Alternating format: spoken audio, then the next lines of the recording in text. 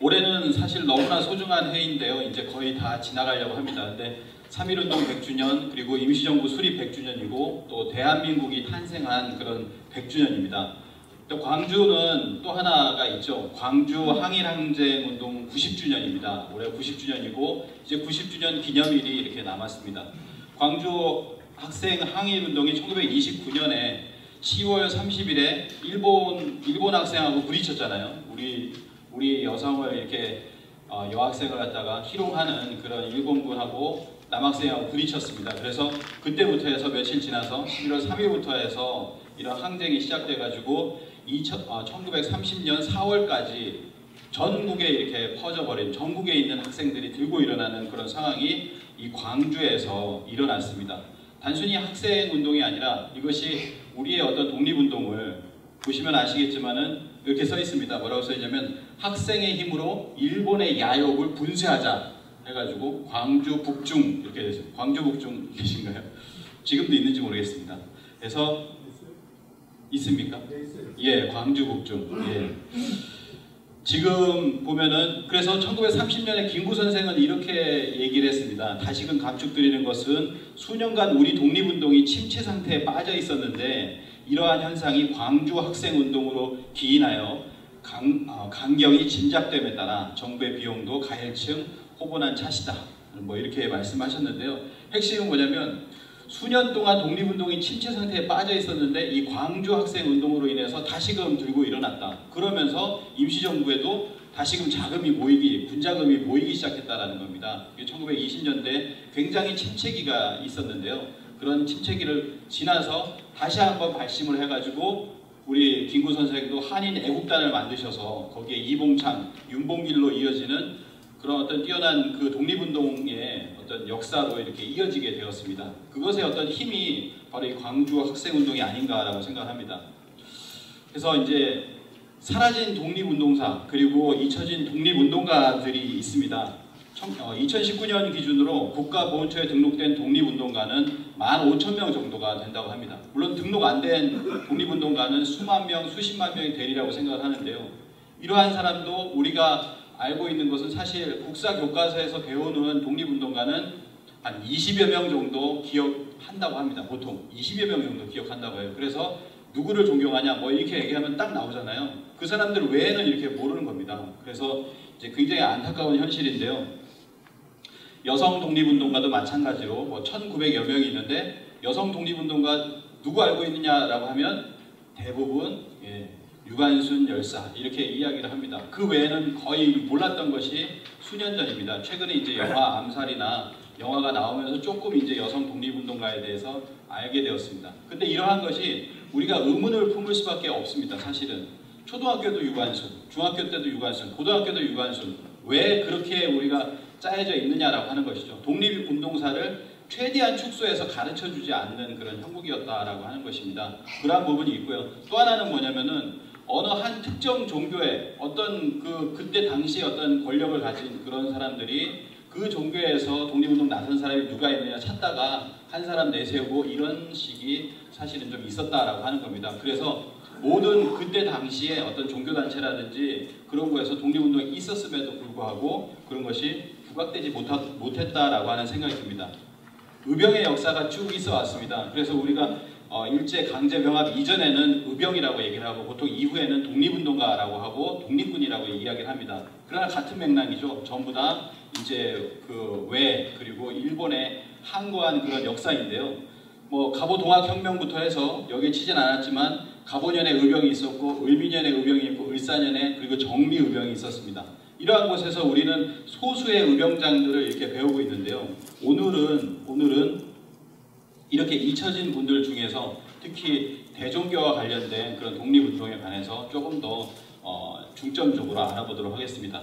그들은 그저 아무개다. 의병이라고 하는 사람들은 몇 사람의 의병장을 제외하고는 전부 다 이름이 없습니다. 이름이 알려져 있지 않습니다. 이러한 무명 용사들을 우리는 기려야 한다라고 생각합니다. 이런 부분이 우리가 좀 약한 부분인데요. 그리고 어떤 종교에 있어서도 특히 대종교의 독립운동 우리가 조금씩은 알고 있습니다. 조금씩은 그냥 배우는 몇 문장 정도로 이렇게 배우고 말고 암기식으로 배워왔던 것이 우리 국사의 현실인데요. 이 대종교의 독립운동에 관해서 오늘 좀 알고 가는 그런 시간이 됐으면 좋겠다라는 생각이 듭니다. 단연코라는 말을 썼는데 이 대종교에 우리는 큰 빚을 지고 있다. 특히 독립운동에 있어서 이 대한민국이 형성됨에 있어서 대종교에 큰 빚을 지고 있다라고 생각을 합니다. 그래서 한번 오늘 말씀을 드리도록 하겠습니다. 첫 번째로 우리가 말씀드려야 될 것은 대종교의 창시자인 홍합나철 대종사입니다. 예, 홍합나철 선생 이렇게도 얘기를 하겠습니다. 독립운동의 대부이시고 그리고 단군사상의 실천자이시며 대종교의 이렇게 창시자이신데요. 종교로 보시지 마시고 독립운동의 단체로서 그 독립운동의 활동으로서 봐주시기를 바랍니다. 나철 선생은 1905년 을사늑약이 강제 체결된 이후에 대일 외교항쟁을 하십니다. 외교항쟁, 처음에는 외교항쟁을 하죠. 그래서 남들이 하지 못하는 그런 생각하지 못하는 일본으로 가서 직접 이등 방문을 만나가지고 대화하고 설득하고 이러한 어떤 활동들, 그러한 어떤 외교 항쟁을 이렇게 벌였다라고 하는 것이죠. 그래서 그때 같이 가셨던 분들이 우리가 나철 그리고 오기호, 나철 오기호, 그 다음에 이기 선생 그리고 홍필주 선생 이런 분들이 같이 이렇게 활동을 하였습니다. 1905년에 을사늑약 체결 이후에 항일운동을 위해서 이분들이 이렇게 동경으로 건너가서 이등방문 등 일본의 침략 원흉 등을 만나서 한국의 독립을 보장하라 이렇게 요구를 하고 그리고 한일 양국의 평화를 위해서 노력을 해달라고 하는 충고를 했다라고 합니다. 그리고 1907년에는 다시 나철, 오기호, 이기 선생이 같이 이완용 등 매국 오적을 주살하기 위해서 실행을 옮겼으나 실패로 돌아갔다라고 합니다. 실제로 을사오적의 처단의 결사대를 이렇게 했습니다. 그래서 보시면은 이완용은 결사대장이 누구다. 그리고 10명 내외의 결사대원들이 있어서 이렇게 결사대를 꾸려나갔지만 실패하고 말았다라고 합니다. 이때 홍합나철 선생의 글이 있습니다. 간신을 목베는 글, 매국노죠. 여러 의사들이여 금일지사는 실로 대한독립을 유지하기 위한 유일한 길이요 우리 2천만 중생의 생사 문제다. 여러분 진실로 자유를 사랑하는가?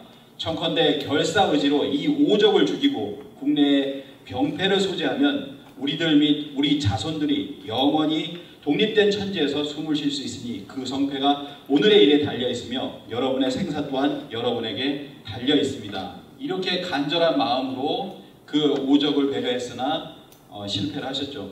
그리고 나서 1909년 음력 1월 15일에 단군교를 중광을 하셨습니다. 이날을 이제 중광절이라고 이렇게 한다고 합니다. 그래서 나철 선생은 1909년 1월 15일에 서울에서 정은모, 오기호, 이기 선생 등과 함께 단군교의 중광식을 거행하고 초대 도사교가 되었습니다. 그때 보면 유명한 단군교 호명서가 있습니다. 주요 내용을 잠깐 보면요. 단군의 교화가 멀리 중국에까지 미쳐 알려졌고 그리고 전통이 역대로 개성되어 왔으며 근세 조선에 와서 그 전통이 쇠미해지고 따라서 국가가 미약하게 되었는데 그 원인이라고 하는 것은 단군의 신성한 교가 연구하지 아니하고 공맹에 또 정주에 그 글에 치우쳐져 있기 때문이다. 모든 동포는 이제 단군교를 순봉하여 악을 버리고 선을 행하여 영원한 복록을 받고 이 세상을 인류를 구제하자라고 하는 것입니다. 그래서 일제강제병합 이후에는 1910년 8월에 대종교로 개칭이 되면서 단군교로 시작을 했다가 그 다음 해에 대종교로 개칭을 하게 되었습니다. 그래서 그 대종교는 일제 이후에 중국으로 넘어가서 이렇게 많은 조직을 만듭니다. 국도본사를 보면 이상서 선생, 이시영 선생 같은 유명하신 분이 있고요. 이상서 선생은 아시겠지만 헤이그의 밀사로 파견되신 분이고 이상설, 이휘종 이런 분들 그리고 그 이후에도 이런 임시정부 이전에도 임시정부와 같은 것을 꾸려나갔던 굉장히 사실은 지금까지 가장 큰 인물 중에 한 분임에도 불구하고 알려지지 않은 분이 바로 이상설 그리고 이시영 선생입니다. 그리고 서도본사의 신규식 이동영, 동도본사의 서일 총재 그리고 남도본사의 강우 선생 이런 분들이 있었다라고 합니다. 그래서 2011년부터 이때 그 무장 항쟁을 위해서 중광단이라는 걸 만들었습니다. 중광단이라는 단체를 만들고 이것이 3.1운동 이후에 대한정의단 1919년 5월이죠. 우리 3.1운동은 3월 1일부터 해서 4월 말까지 2달간에 엄청나게 이제 3.1운동이 뭐 2,000건, 거의 1,900 몇 건이라고 하는데 2,000건 이상의 시위가 일어났고 210만 명 이상이 동참을 했습니다. 행정구역으로 보면 96%의 행정구역에서 참여한 것이 바로 이런 어떤 3.1운동이 일어났는데요. 이 3.1운동이 일어나고 이제 거의 조금 이제 사그라들 즈음해서 5월달에 대한정의당으로 해서 항일 무장투쟁을 이렇게 준비하게 되었습니다. 이때는 서일 단장님이셨고요. 나철 선생은 1916년, 1915년에 무엇이 일어나냐면 포교 금지령이 생겼습니다. 포교 금지령이 생긴 것은 뭐냐면은 일단은 1914년에 1차 세계대전으로 들어갑니다. 전 세계가 이제 1차 세계대전 들어가면서 국내의 소요를 갖다 막기 위한 그런 것도 있고요. 그래서 1915년이 되니까 포교 금지령이 내려서 그때 큰 타격을 이렇게 국내에서 이렇게 받게 됩니다. 그런 상황이 있었는데요. 사실 두 번째 주제로 하시는 그런 가야 부분에 있어서도 사실 큰 타격이 있는 또 하나의 사건이 있습니다. 1915년 6월 23일에 김해김씨 족보를 폐지하는 그런 사건이 있습니다. 김해김씨 족보를 폐지하면서 치안을 위해서 그걸 폐지한다라고 했었는데요. 이따가 한번 그 부분은 뭐냐면 일본의 건국과 관련되어 있는 임나일본부 이런 것들이 관련되어 있는 부분입니다. 그래서 단군의 역사를 단군의 어떤 단군 사상을 가지고서 있는 바로 이러한 대종교 그리고 또 김해김씨 또 가야에 관한 부분 이런 부분들을 바로 1915년에 다 폐지했다라고 하는 것입니다. 그래서 1916년 삼성사로 이제 9월산 삼성사로 이렇게 8월 5일날 이렇게 들어가시는데요. 그때 이제 사진 촬영을 한 그런 사진이고요. 그리고 이 삼성사에 들어가셔서 뭐 수련을 하시다가 수련을 통해 가지고 자결을 하셨다라고 하는 이야기가 이제 전해져 오고 있습니다. 삼성사에서 환인 천재와 환웅 천왕과 그리고 단군 왕검 앞에서 숨을 이렇게 거두신 거죠. 그래서 아마 국조 삼신께서 보호하사 이 뒤에 천상에서 그 뒤에 이 대종교의 어떤 활동, 독립운동을 하는 모든 조선인들에게 큰 힘을 실어주시지 않으셨을까라고 생각을 합니다. 또 하나 대종교인으로서 또 몇 사람을 또 알아보도록 하겠습니다. 상해 임시정부의 주춧돌을 놓았던 신규식 선생입니다. 자료에도 있는데요. 신규식 선생은 3번을 자결을 하려고 시도를 했던 분으로 이렇게 알려져 있습니다. 을사늑약 때 처음으로 독약을 먹고 그 분계가 이렇게 분기 팅천해가지고 독약을 먹었는데 가족들이 이렇게 만류를 하고 해가지고 극적으로 이렇게 살아나셔서 그래서 다시 독립운동에 이렇게 매진운동을 하였습니다. 그렇고요. 그리고 그 다음에 두 번째 자결 사건이 있는데 1910년 우리나라의 국권이 완전히 뺏기게 됐을 때 이 신규식 선생은 또다시 응독자살을 하게 됩니다. 근데 이때는 대종교에 이제 입교한 상태였습니다. 그리고 다행히도 대종교의 지도자인 나철 선생이 발견을 해서 목숨을 건지게 됩니다. 근데 이게 이 신규식 선생의 목숨을 건지는 얼마나 중요했냐면 이 신규식 선생이 어디로 가냐면은 상해로 가십니다. 상해 임시정부가 어떻게 생겼냐 거기에는 그 주춧돌을 내려주신 분이 바로 이 신규식 선생이라는 분입니다. 상하이에 가장 먼저 터전을 잡고 가장 중요한 역할을 한 독립운동가가 바로 예관 신규식 선생입니다. 그래서 1919년에는 2월 달에 상해에서 한국국민대회를 개최해서 의회를 구성한 후 독립을 선언하고 임시정부를 수립하자. 우리가 3.1운동이 먼저 일어나고요. 3.1운동이 일어나는 상황에서 임시정부 수립하자라고 얘기가 나온 것이 아니라 임시정부의 수립에 관해서는 그 이전에 1917년 그리고 18년, 19년 계속해서 나왔고 구체적으로 이렇게 신규식 선생도 제안을 하는 과정에서 나왔다는 거죠. 굉장히 3.1운동 보면은 3.1운동이 3월 1일 날 시작해서 이제 조금 지났는데 4월 11일에 벌써 수립을 했어요. 아 이거 왜 이렇게 빠르지? 라는 생각도 들었는데 그것은 그 이전부터 임시정부는 준비되고 있었다라고 하는 것입니다. 그래서 신규식 선생은 이 임시정부에서도 의정원 부의장, 그 법무총장, 국무총리, 외무총장을 다 거쳐가지고 특히나 중화민국 정부의 대사로 부임해서 임시정부의 승인을 받는데도 큰 역할을 하였습니다.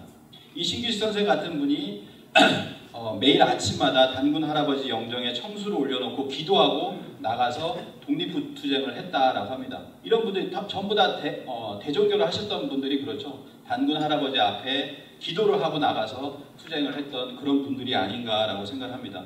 신규일 선생은 1922년에 돌아가셨는데요. 이때 뭐냐면은 임시정부가 이제 거의 끝장날 판이었습니다. 이승만 선생님도 탄핵되고요. 대통령에서 탄핵이 됩니다. 탄핵되고 나서 이제 3개월 지났어요. 그러니까 굉장히 어려운 시기입니다. 이 어려운 시기에 이렇게 이야기를 합니다. 이런 어떤 파탄난 상황, 임시정부에 나는 아무 잘못도 저지르지 않았다. 그럼 잘들 있으시오 우리 친구들이요. 나는 가겠소.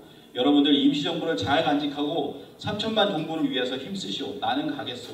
2천만 동포를 위해 힘써주시오라고 하면서 마지막 순간에는 정부라고 이렇게 두 번을 외쳤다라고 합니다. 임시정부요. 이 정부가 정말 잘 돼야 된다라고 하는 마음은 갖고 있었지만 결국 자결로서 그것을 몸소 이렇게 보여주셨다 이렇게 생각이 됩니다. 1916년에 나철 대종사께서 이렇게 돌아가셨습니다. 그리고 나서 뭐냐면은 대동단결 선언이라고 하는 것이 1917년에 나옵니다. 조수왕 선생, 이 대종교와 관련이 굉장히 밀접하게 있으신 분으로 알려져 있고 또 대종교 신자라고도 알려져 있습니다. 그래서 조수왕 선생이 기초한 대동단결 선언에서 이제 대한제국 황제의 주권이 국민에게 선양되었음을 공식적으로 선언하는 그런 내용으로서 이제는 우리 전 세계에 있는 우리 조선인들이 대동단결을 해야 된다라고 하는 것이죠. 그리고 그 건국하는 새롭게 나라를 건설한다면 그 건국하는 주체는 황제가 아니다. 이제는 국민이 되어야 된다라고 하는 것을 이미 1917년에 천명을 했다라고 하는 것이죠. 그리고 나서 우리가 3대 독립선언이라고 합니다. 3.1 독립선언, 2.8 독립선언. 근데 그 이전에 뭐가 있었냐면 2월 1일에 무호 대한 독립선언서가 있었습니다. 무호 대한 독립선언서인데요. 여기에 선언서에 선언을 한 분이 39분이 계십니다. 이 39분 중에 30여 분이 대종교인입니다. 대종교인. 여기 보시면 그 중에 핵심적인 인물이 바로 이대 김교원 선생, 그리고 김좌진 장군, 이동희, 이시영, 박은식, 신채호라든지 기타 등등의 여러 많은 분들이 반 이상이 대종교인들이었다는 거죠. 그분들이 가장 먼저 이 독립선언을 선포를 했다라고 하는 겁니다. 그래서 알 수 있는 것 중에 하나가 뭐냐면 그 내용 중에 단군 대황조께서 상제에 좌우하사 우리의 기운을 명하시며 세계와 시대가 우리의 복리를 조하는도다. 우리를 돕는구나 라고 하는 것입니다. 단군 대황조께서 거룩하신 그런 우리 조상이신 단군께서 바로 그 상제의 좌우에 계시어 우리의 기운을 명하신다라고 하는 그런 문구가 있고요. 그래서 그때 당시에는 대종교이거나 독립운동을 하는 사람은 대종교적 마인드를 갖고 있었던 사람이다. 단군 사상을 가지고 있었던 사람이라는 거죠. 우리가 안창호 선생 하면은 기독교인으로 알고 있습니다. 그렇지만 이분은 뭐냐면은 단군 대왕조를 찬양하는 그런 어떤 작사를 합니다. 그래서 노래로 이렇게 만든 것이죠. 그게 6절까지 되어 있는데요. 1절이 이렇습니다. 우리 황조 단군께서 태백산에 강림하사 나라 집을 건설할 때 자손 우리에게 전하셨네. 거룩하다 의탕탕 대황조의 성덕 거룩하다라고 했습니다. 1절, 2절 쭉 나가면 이 단군 대황조를 찬송하는 그런 노래를 이렇게 지었던 것입니다. 그래서 그때 당시에는 전부 다 단군 사상을 기반으로 했다. 어떤 종교가 됐든지 간에 그렇게 우리가 생각할 수 있겠습니다. 그리고 상해 임시정부 수립으로 들어갑니다. 이 상해 임시정부는 좀 전에 말씀드렸던 신규식 선생, 그리고 단재 신채호 선생, 신서구 선생 이런 분들이 있었는데요. 상하이의 독립운동 상하이가 이분들에 의해서 독립운동 기지로 주목받기 시작을 했습니다. 그래서 신규식 선생이 동제사를 만들고 그 다음에 1913년에 배달학원이죠. 배달학원을 만들고 신한 독립당을 만들고 그리고 신한 청년당에도 이렇게 참여를 하게 됩니다. 그리고 특히나 그 중간에 있었던 신서구 선생 같은 경우에 임시정부 의정원에 가서 국호를 정할 때 그 제안을 합니다. 대안으로 망했으니 대안으로 해보자. 사람들이 대한제국은 망했는데 어떻게 또 대안으로 하냐라고 하니까 이러한 명언을 남기셨죠. 대안으로 망했으니 다시 대안으로 한번 흥해보자라고 해서 대한민국이라고 하는 국호가 이때 이렇게 나오게 됐습니다. 그것의 제안자가 바로 이 신서구 선생입니다. 1918년 3월 26일에서 27일 이제 3.1운동이 계속해서 벌어지고 있는 상황입니다. 그때 8인위원회가 결성이 됩니다. 이동영, 이시영, 조소왕, 이광, 조성환, 신서구, 현순, 이광수 이 중에 6명, 7명이 대종교인이잖아요. 보시면은 이게 다 대종교인입니다. 대종교인들이 모여서 8인위원회에서 임시정부를 구성을 하고 첫 번째 초안을 작성한 다음에 1919년 4월 10일, 4월 11일이 임시정부 수립일이잖아요. 바로 그 전날에 모였습니다. 밤 10시부터 해서 국내외에 활동하던 독립지사 29명이 프랑스 조계지에서 모였습니다. 이 양옥집에서 이렇게 모였던 거죠. 이 양옥집에 모였는데 여기도 반 이상이 대종교인입니다. 그래서 신익희, 신채호, 여운형, 이광수, 이동영, 조소왕 등이 바로 그런 주인공이었다라고 합니다. 29명이 이렇게 모였는데요. 밤 10시부터 해서 그 다음날 오전 10시까지 12시간 동안 계속해서 철야로 이렇게 회의를 합니다. 여기서 나는 나가겠소라고 하는 사람들이 있었는데 그때 3.1운동에 참여했던 대학생이 문을 막으면서 여기를 나갈 수 없습니다. 지금 이 3.1운동이 끝나지 않고 지금도 계속해서 많은 사람들이 피를 흘리고 있는데 우리가 어떻게 여기서 나가서 여기서 끝날 수가 있겠습니까? 라고 하면서 끝장을 내야 된다 라고 이렇게 결심을 하고요. 그래서 임시의정원이 여기서 이제 탄생을 하는데 이게 바로 국회입니다. 그래서 지금 국회 100주년이라고 얘기를 해요. 국회 100주년. 올해가 이제 국회 100주년입니다.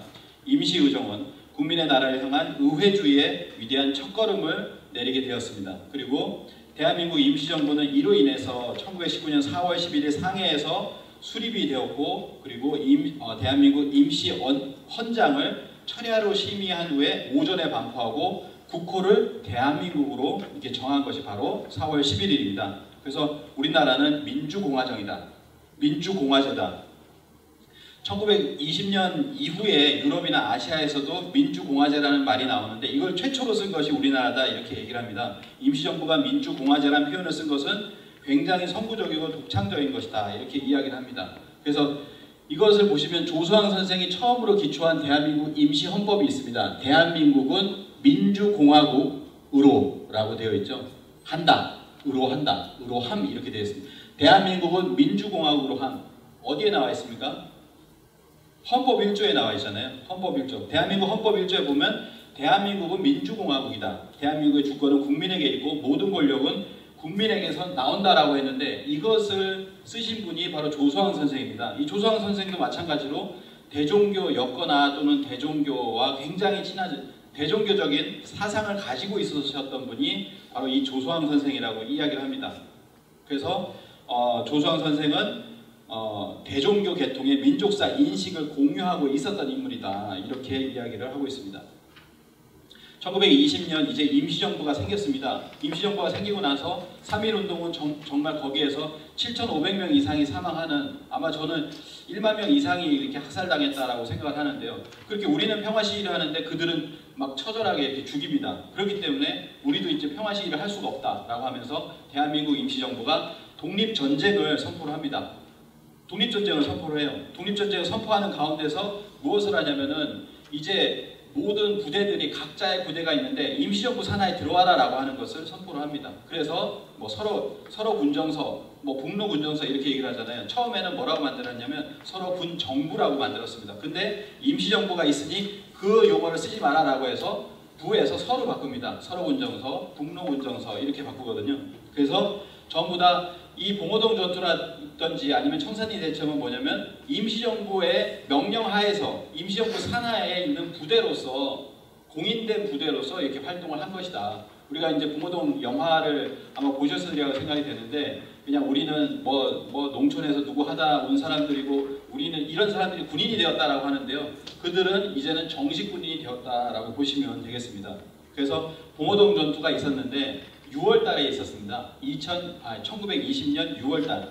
근데 이제 여기에 주역이 이제 홍범도 장군 이외에도 많은 분들이 있습니다. 뭐 최운산 삼형제도 있고요. 뭐 최운산 최진동, 최치용이라고 하는 삼형제도 있고 여러 사람들이 봉오동 전투에 참여를 한 사람들이 있는데 홍범도 장군만 이렇게 부각되는 것은 조금 안타까운 일입니다. 근데 홍범도 장군께서도 뭐냐면은 그 이후에 1937년에 강제 이주를 당하십니다. 연해주에 있다가 강제 이주를 당해서 그때 18만 명의 조선인들이 강제 이주를 해서 어디로 가냐면 카자흐스탄으로 갑니다. 우즈베키스탄으로 가고요. 스탄 국가도로 이렇게 가게 됩니다. 그때 홍범도 장군이 돌아가신 곳이 어디냐면 카자흐스탄의 크질 오르다라고 하는 정말로 이렇게 소도시입니다. 여기로 이제 가셔가지고 거기에 보면 이렇게 묘가 있거든요. 거기에서 극장의 문지기를 하시다가 1943년에 이렇게 돌아가시게 됩니다. 우리가 이게 독립운동가들의 어떤 현실, 그리고 그들의 자손들이 한국어를 못하는 고려인들이 되었습니다. 고려인들 대부분 한국어를 못하거든요. 왜냐하면 한국어를 스탈린이 금지를 시킵니다. 한국어를 하면은 죽여버려요. 그러니까 그때 당시 한국어를 못하고 러시아어만 쓸 수밖에 없었던, 러시아어만 쓰다 보니까 지금은 그 자손들이 러시아어만 쓰는 분들이 우리 전국에 한 8만 명 정도가 됩니다. 오늘 사실은 고려인 그 경기도 안산에 보면 고려인 1년에 한 번 하는 축제가 있어요. 고려인 축제가 오늘입니다. 거기 가려고 했었는데 여기로 오라 그래가지고 못 갔는데요. 그래서 그런 어떤 상황이 있고요. 강제 이주가 있었고, 그리고 나서 봉오동 전투와 이 청산리 대첩 사이에 뭐가 있었냐면 이때 봉오동 전투에서 벌써 당했잖아요. 160명 이상 거의 수백 명의 일본군이 그때 죽임을 당했습니다. 그러니까 이때 뭐냐면 다시 일본군들이 들어오는 겁니다. 간도 지역 초토화를 시켜야 된다. 초토화 계획이라고 합니다. 그래서 불령선인, 우리들을 갖다가 이제 조선인들을 불령선인이라고 부르잖아요. 그래서 간도 지역의 불령선인을 초토화한다라고 하는 계획을 세웁니다. 8월 15일 날.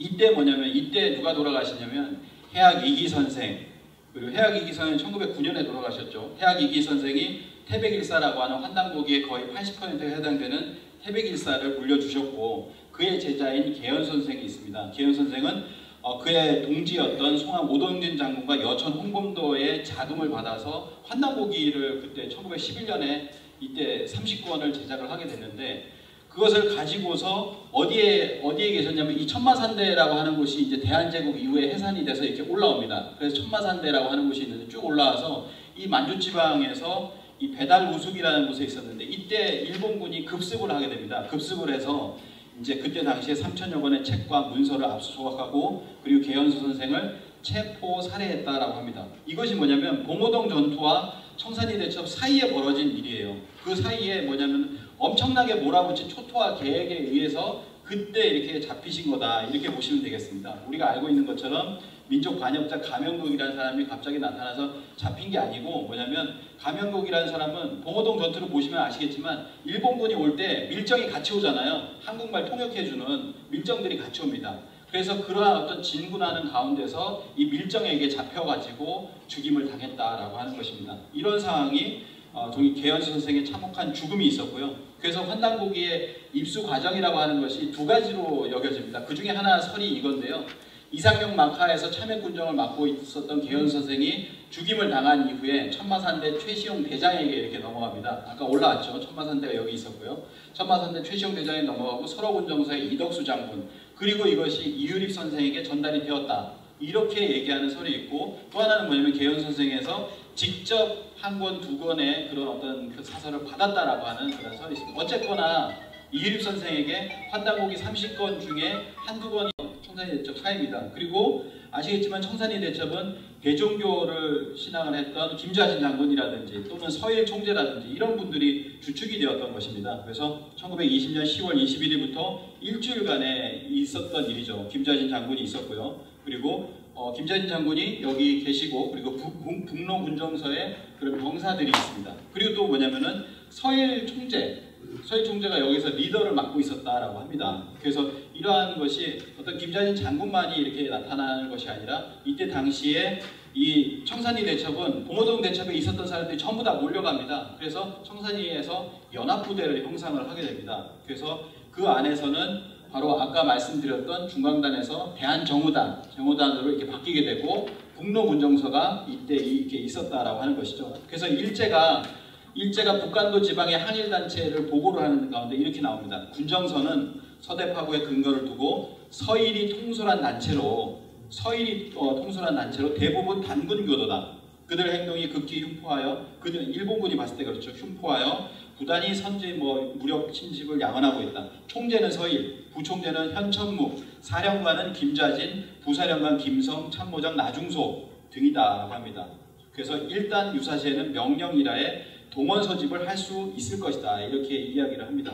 그래서 총재가 가장 높은 곳에 누가 계셨냐면 서일이라는 분이 계셨다라는 거예요. 이분이 이제 대종교의 3대 교주시잖아요. 근데 뭐냐면은 김교원 선생에서 이렇게 넘겨주려고 하니까 5년만 연기해달라. 나는 독립운동을 더 해야 되겠소라고 하면서 그것을 받지 않고 이 서일 총재께서 이렇게 독립운동에 매진하시다가 결국에는 돌아가시게 됩니다. 그래서 보시면은 청산리 대첩에 우리가 하나를 알고 있지만 이것은 10개 이상의 전투가 이렇게 있습니다. 계속해서 벌어진 전투가 있죠. 그래서 북로군정서, 그 다음에 독립군 연합부대 이렇게 쭉 참여하는 그런 일주일간의 그런 상황이 청산리 대첩을 나와서 일본군 1,500명 이상이 사망을 하는 그런 대첩을, 대승리를 거두게 됩니다. 그리고 이제 퇴각하는 일본군이고요. 이렇게 퇴각을 하게 되는데, 이게 퇴각을 하면서 일본군은 계속 이기지를 못해요. 그들만 이렇게 죽게 되니까 이제는 뭐 하냐면 모든 민간인을 다 죽여버립니다. 그들을 도와줬다고 생각되는, 도와주지 않았어도 거기에 살고 있는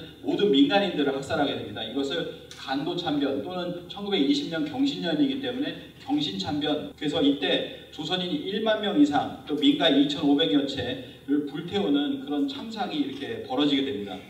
그러한 상황에서 있을 수가 없잖아요. 그러니까 독립군들이 어디로 가냐면은 점점 더 위로 올라가서 러시아로 들어갑니다. 러시아로 들어가면서 러시아 공산당을 만나고, 러시아 공산당은 그 소련 공산당이죠. 공산당이 둘로 나뉘어져 있습니다. 둘로 나뉘어져 있는 가운데서 우리 독립군을 받아가는 가운데서 뭐냐면은 그런 알력이 생기게 되고, 그런 알력이 생기는 과정에서 처참한 그런 과정이 있는데요. 우리가 잘 국사교과서에서도 잘 얘기하지 않고 있는 그런 사건 중에 하나입니다. 근데 이때 러시아로 올라가는 가운데서 뭐냐면은 하나로 뭉칩니다. 그 독립군이 몇 명이 아니면 3,500명을 얘기합니다.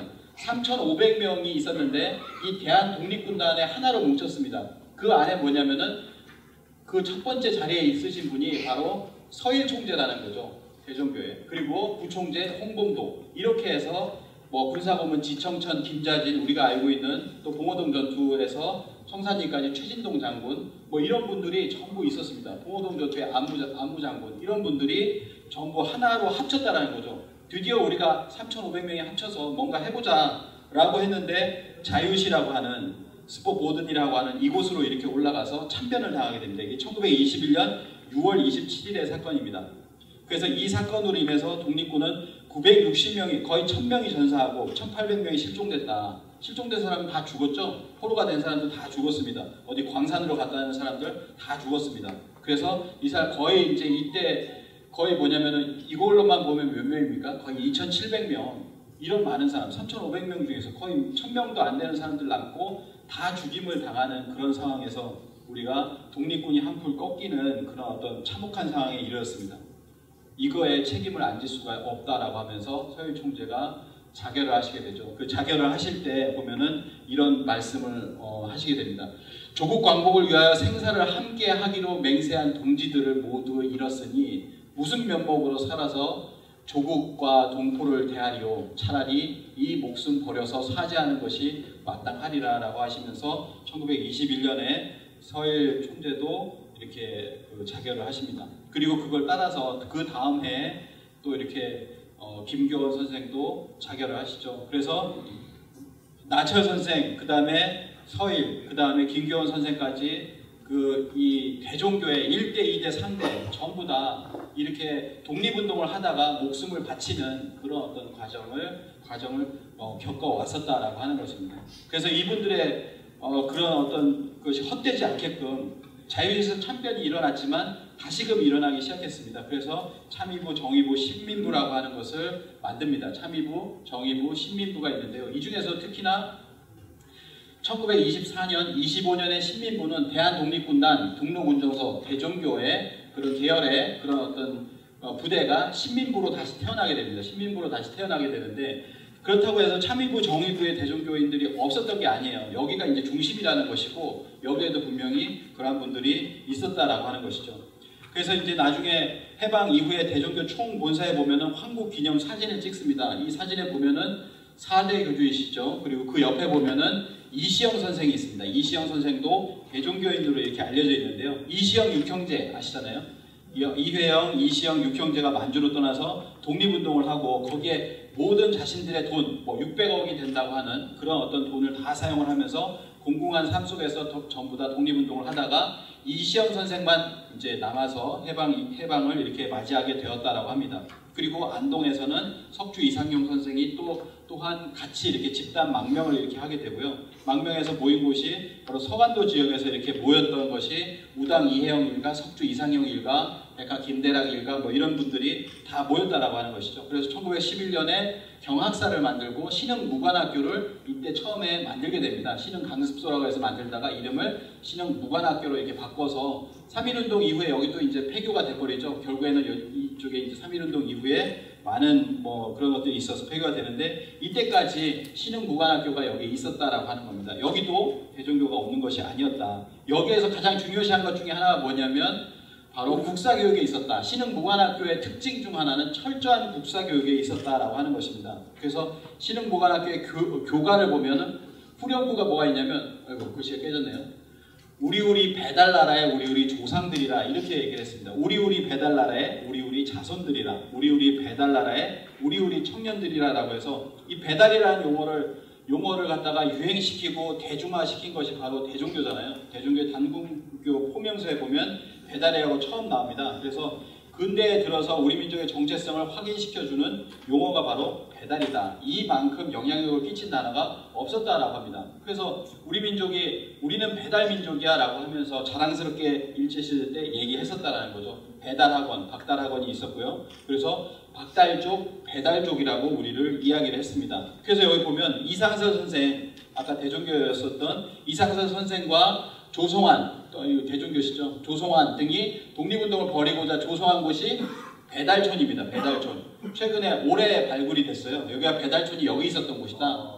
그러니까 신안촌도 있고 배달촌도 있고 이게 다 이제 한인촌이잖아요. 한인촌 명명을 배달촌이라고 이렇게 했습니다. 그래서 뭐 이런 것도 있었죠. 동아일보에 보면은 배달이라는 간판이 철거해라. 3.1이라는 말을 쓰지 마라 라고 합니다. 이제 이런 것을 배달이라고 하는 것이 우리 민족의 어떤 민족혼을 불러일으키는 것이 배달이었다. 그러니까 최배달 선생도 원래 이름이 이게 아니었는데 배달이라고 이렇게 바꿨죠.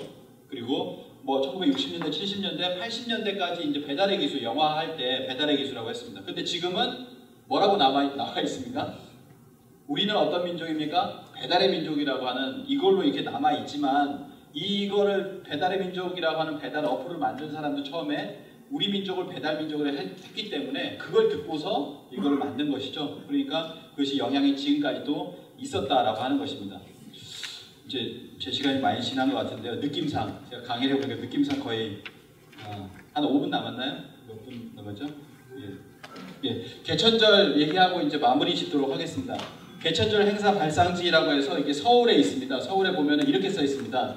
1909년 대종교에서 음력 10월 3일 환웅이 지상에 내려와서 개천절이라고 정하고 이곳에서 첫 행사를 치렀다라고 얘기를 합니다. 그래서 개천절에 관해서 지금 뭐 단군이 건국한 날로만 하는 것은 조금 아니라고 생각을 하고요. 그래서 여기도 보시면 우리 자료에 정리가 굉장히 잘 되어 있습니다. 개천절 행사라고 해서 여기 뭐라고 되어 있습니까? 맨 처음에 보면 제가 한번 와서 읽어봤는데요. 개천절을 맞이했습니다 라고 하면서 8페이지에 보시면 이렇게 나옵니다. 개천절은 8페이지에 개천절의 유래가 나오죠.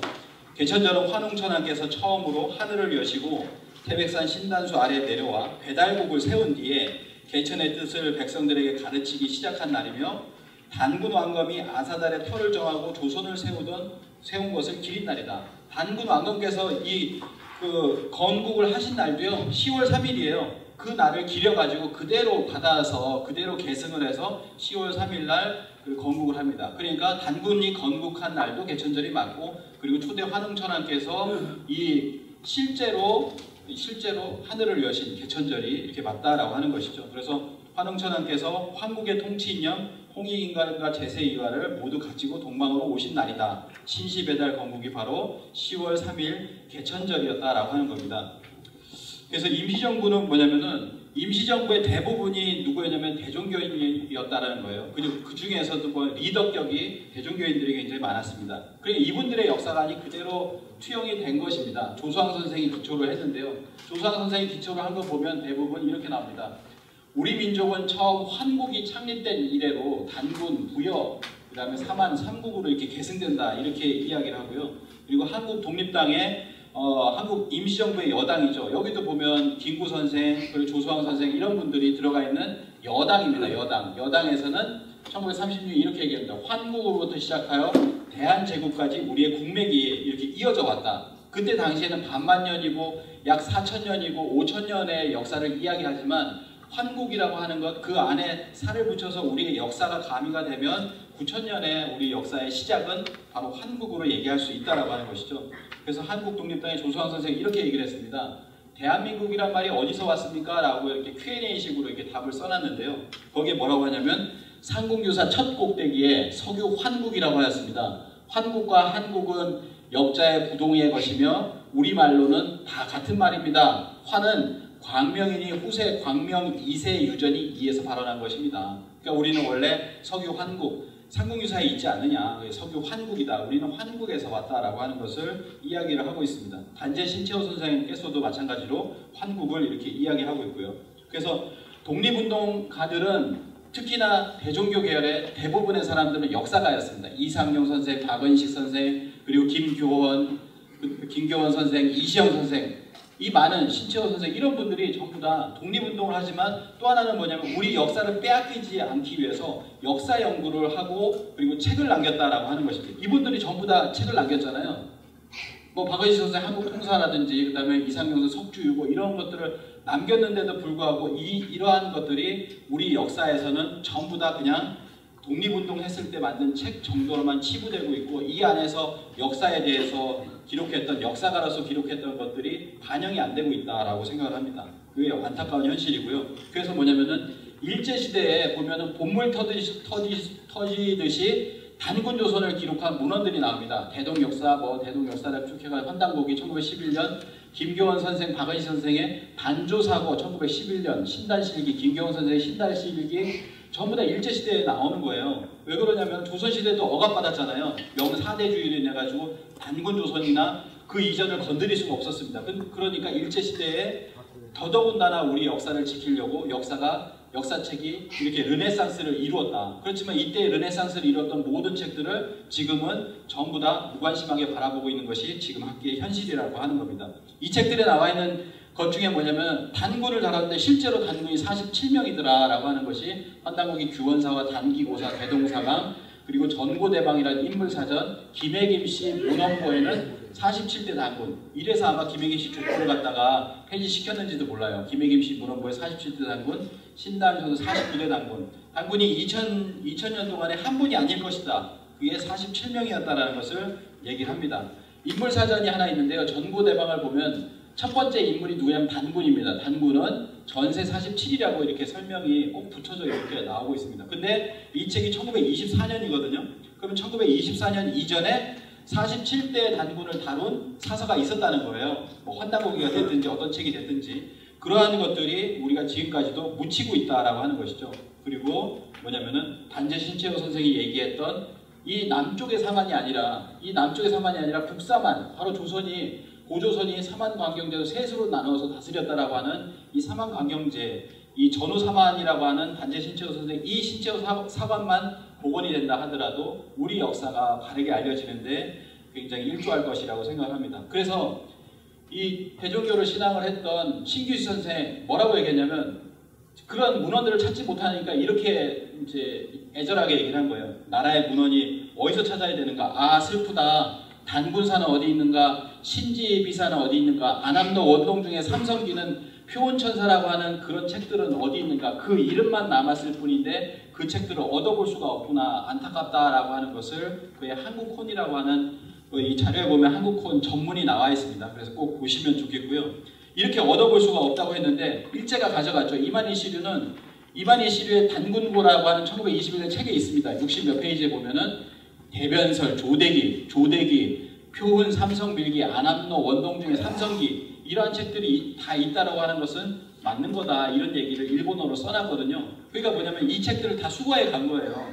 수거해 갔는데 우리가 그러한 어떤 상황 속에서 이 환단곡이라는 책이 이 책들을 다 안에 품고 있습니다. 삼성기라고 하는 거, 표본천사, 태백일서 안에 들어가 있잖아요. 이런 책들을 전부 다 품고 이 환단곡이라는 탄생했는데 지금도 위소로 이렇게 치부되고 있다라고 하는 것이죠. 그래서 주권은 찾았지만 우리의 역사 문화는 회복하지 못했다. 결국에는 지금은 그때 당시에 대종교인이 됐던 또 다른 종교인이 됐던 단군을 반군을 신앙하고 모시고 그리고 역사운동을 했었던 그런 독립운동가들, 그 독립운동을 했지만 지금은 뭐냐면 우리에게 남아있는 소명은 무엇이냐? 그것은 역사 강복이라고 하는 겁니다. 아직은 이루지 못했다, 우리가 그것을. 그래서 못 이룬 대안의 꿈이 바로 이 역사 강복이다라고 생각합니다. 그래서 모든 분들이, 저도 정말 아까 말씀을 하셨지만 아직 부대장도 안 되는 것 같고요. 역사 강복군으로서 같이 함께 이렇게 우리가 나아갔으면 좋겠다라는 생각이 듭니다. 감사합니다.